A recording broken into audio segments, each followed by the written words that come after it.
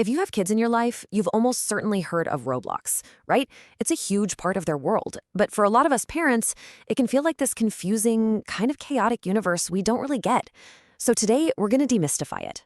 This is your guide to understanding what your kids are actually doing on Roblox and how you can help them stay safe. And when I say huge, I really mean it. Just look at this number, over 200 million.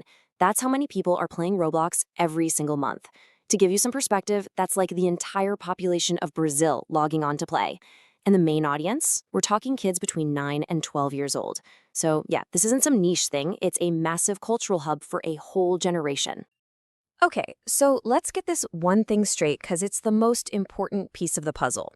Roblox is not one single game like Mario or even Minecraft. A better way to think about it is like a YouTube, but for games. It's a platform where pretty much anyone can create and share their own interactive worlds. It could be a simple little obstacle course or a super complex role-playing adventure. It's a whole universe of games made by its own users. So, to help us get our arms around this whole thing, here's our roadmap for today. We'll start with why your kid loves it so much in the first place. Then we're going to face the hidden risks head on, the stuff every parent needs to know. After that, we'll get into your parent toolkit with real, practical things you can do. And finally, we'll wrap it all up with the parent's bottom line. So let's dive in. Why is this universe so compelling for kids? Seriously, understanding what makes it so fun is the first step to being able to talk to them about it. And believe me, it's not just about zoning out in front of a screen. There are some really powerful, positive reasons they keep coming back. At its best, it's really like a digital playground where kids are picking up some very real 21st century skills, even if they don't realize it. The appeal really breaks down into a few key things. First, creativity is absolutely massive. Kids aren't just playing games, they can actually build them. And that can even lead to learning real coding with a language called Lua. Then you've got the social side of it. It's where they team up and chat with their friends. There's even a little taste of entrepreneurship, learning to manage the in-game money called Robux. And to top it all off, it's super accessible. It works on just about any phone, computer, or console. So, how do you get a peek into this world? Here's a fantastic, super simple tip. Just ask your kid for a 3-minute tour of their favorite game. That's it. It's a small thing, but it shows you're actually interested. It builds trust, and it just cracks the door open for all the important conversations we're about to have. It's a really powerful first move. All right, now we have to talk about the other side of the coin. Because Roblox is this huge open platform where anyone can create content, there are some very real risks that every parent absolutely needs to be aware of. And this right here, this is the core problem for parents. You look at Roblox with its blocky characters and bright colors, and it feels like it's for all ages, right? But the official rating is actually T for teen. That means for kids 13 and up. That huge disconnect exists because of the wild, unpredictable nature of user-created games and online chats. It means younger kids can easily stumble into stuff they're just not ready for. So let's be really specific about these dangers. The open chat can expose kids to strangers, and yes, that includes predators. Since the games are made by other users, inappropriate stuff like violence or sexual themes can slip through the cracks.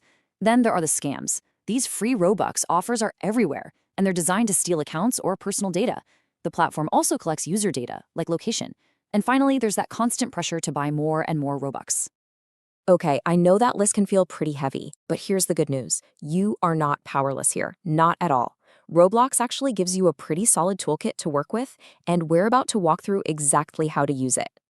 The biggest hurdle is usually just figuring out where to even begin, right? With all the different settings and options, what's the one thing you can do right now that will immediately make your child's experience safer? The single most effective tool in your entire arsenal is something called restricted mode. You'll find it under the privacy settings, but here's the crucial part. It's not on by default. You have to go in and turn it on.